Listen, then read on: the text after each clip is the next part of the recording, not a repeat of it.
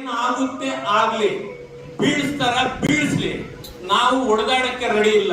ಏನು ನಮ್ಮ ಬಾಬಾ ಸಾಹೇಬರ ಕಾನೂನು ಕ್ರಮ ನಿಟ್ಟಿನಲ್ಲಿ ನಾವಿದ್ದೇವೆ, ಅದನ್ನ ನಾವು ಮುಂದುವರೆದು ಅದಕ್ಕೆ ಒಂದು ಫೇಸ್ ಮಾಡತಕ್ಕಂತ ಒಂದು ಅಂಶವನ್ನು ನಾನು ಅವರಲ್ಲಿ ಇಟ್ಟೆ.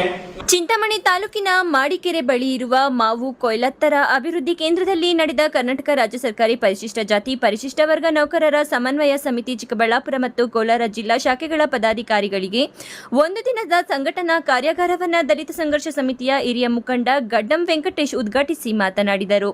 ಬಿಆರ್ ಅಂಬೇಡ್ಕರ್ ತಮ್ಮ ವಿದ್ಯಾಭ್ಯಾಸದ ಅವಧಿಯಲ್ಲಿ ತುಂಬಾ ಕಷ್ಟಕರವಾದ ಪರಿಸರವಿದ್ದರೂ ವಿದ್ಯಾಭ್ಯಾಸ ಮಾಡಿ ಅತಿ ಹೆಚ್ಚು ಪದವಿಗಳನ್ನು ಪಡೆದರು. ತಮ್ಮ ಕುಟುಂಬದವರು ಕಡು ಬಡವರಾಗಿದ್ದು ಸರ್ಕಾರದ ಯಾವುದೇ ಸೌಲಭ್ಯಗಳಿಲ್ಲದಿದ್ದರೂ ರಾಜ್ಯ ಸೇರಿದಂತೆ ವಿದೇಶಗಳಲ್ಲೂ ವಿದ್ಯಾಭ್ಯಾಸ ಮಾಡಿ ಅತ್ಯುನ್ನತ ವ್ಯಕ್ತಿಯಾದರು. ನೌಕರರು ತಮ್ಮ ತಮ್ಮ ವ್ಯಾಪ್ತಿಯಲ್ಲಿ ಕಾಲೋನಿ ಮತ್ತು ಬಡ ಕುಟುಂಬದ ವರ್ಗದವರು ಇರುವ ಭಾಗದಲ್ಲಿ ರಾತ್ರಿ ವೇಳೆ ಮಕ್ಕಳಿಗೆ ಪಠ್ಯಪುಸ್ತಕದ ಜೊತೆಗೆ ಬಿಆರ್ ಅಂಬೇಡ್ಕರ್ ಅವರ ಜೀವನ ಚರಿತ್ರೆಯ ಜಾಗೃತಿ ಮೂಡಿಸಬೇಕು ಎಂದರು. ಅನ್ಯಾಯಗಳು ಅಪಮಾನಕ್ಕೆ ಡಿಫ್ರೆನ್ಸ್ ತುಂಬ ಇದೆ. ಅಂಬೇಡ್ಕರ್ ಸಾಹೇಬರು ಯಾಕೆ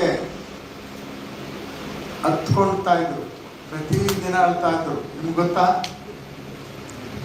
the last few years with Baba Saheb Ambedkar ಅಂತ ಪುಸ್ತಕದಲ್ಲಿ ನಾನಕ್ ರತ್ತು ಅವರು ಮೋಸ್ಟ್ಲಿ ಮಾರ್ಚಿಂದ 1956 ಮಾರ್ಚಿಂದ 3 ತಿಂಗಳ ಕಾಲ ಸತತವಾಗಿ ಅಳ್ತಾ ಇದ್ರು ಅವರು.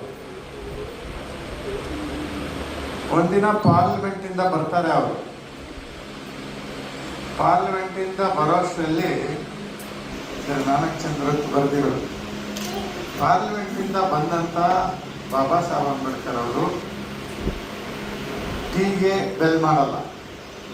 ಅವನು ಟೀ ಕಾಯಿಸ್ಕೊಂಡು ಕಾಯ್ತಾ ಇದ್ದ, ಬೆಲ್ ಮಾಡಿಲ್ಲ. ಪ್ರಶ್ನೆಯನ್ನು ಕೇಳಿದ, ನೀವು ಅನೇಕ ಸಾರಿ ಪಬ್ಲಿಕ್ ಆಗಿ ಎತ್ತಿದ್ದೀರಿ. ಪಬ್ಲಿಕ್ಕಲ್ಲಿ ಎತ್ತಿರೋದು ಯಾವಾಗ? ಪೂನಾ ಒಪ್ಪಂದ ಆದಾಗ ಒಂದ್ಸಾರಿ ಎತ್ತಿದ್ರು, ಹತ್ಕೊಂಡು ಈಚೆಗೆ ಬಂದರು. ಅವಾಗೆಲ್ಲ ಪತ್ರಕರ್ತರು ಕೇಳಿದ್ರು ಅವರು, the juice has been taken out, the ring which was ಏನದು ಬೈ ಸ್ಟ್ರಿಕ್ಟ್ ಆರ್ಮಿ.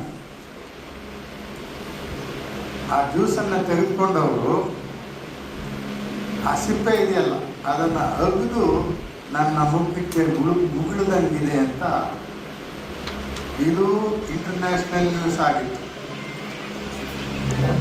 ಇನ್ನು ಚೌಡರ್ಕೆರೆ ಇನ್ಸಿಡೆಂಟ್ ನೀವು ಓದಿದ್ದೀರಲ್ಲ, ಚೌಡರ್ಕೆರೆ 27ನೇ ಇಸ್ವಿಯಲ್ಲಿ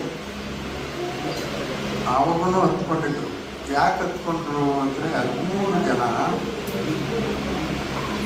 ಕಾರ್ಯಕ್ರಮದಲ್ಲಿ ಬೆಂಗಳೂರು ವಿಶ್ವವಿದ್ಯಾನಿಲಯದ ಎಂಕಾಂ ಪದವಿಯಲ್ಲಿ 3 ಚಿನ್ನದ ಪದಕಗಳನ್ನು ಪಡೆದಿರುವ ತಾಲೂಕಿನ ನಾರಾಯಣಹಳ್ಳಿ ಗ್ರಾಮದ ಮುನಿಯಪ್ಪ ಮತ್ತು ಶಾಂತಮ್ಮ ಪುತ್ರಿ ಎನ್ಎಂ ಸಂಧ್ಯಾ ಅವರನ್ನು ಸನ್ಮಾನಿಸಲಾಯಿತು. ಸಂಘಟನೆಯ ರಾಜ್ಯ ಪ್ರಧಾನ ಕಾರ್ಯದರ್ಶಿ ಎಸ್ ವಿಜಯಕುಮಾರ್, ಸರ್ಕಾರದ ಅಧೀನ ಕಾರ್ಯದರ್ಶಿ ಎನ್ ತಿಪ್ಪೇಸ್ವಾಮಿ, ಕೋಲಾರ ಜಿಲ್ಲಾಧ್ಯಕ್ಷ ರಾಮಾಂಜಿ, ಗೌರವಾಧ್ಯಕ್ಷ ಶ್ರೀನಿವಾಸ್, ಕೇಂದ್ರ ಸಮಿತಿಯ ಉಪಾಧ್ಯಕ್ಷ ಎಸ್ ಪ್ರದೀಪ್ ಮತ್ತಿತರರು ಭಾಗವಹಿಸಿದ್ದರು. Aslam Pasha, MM TV news, Chintamani.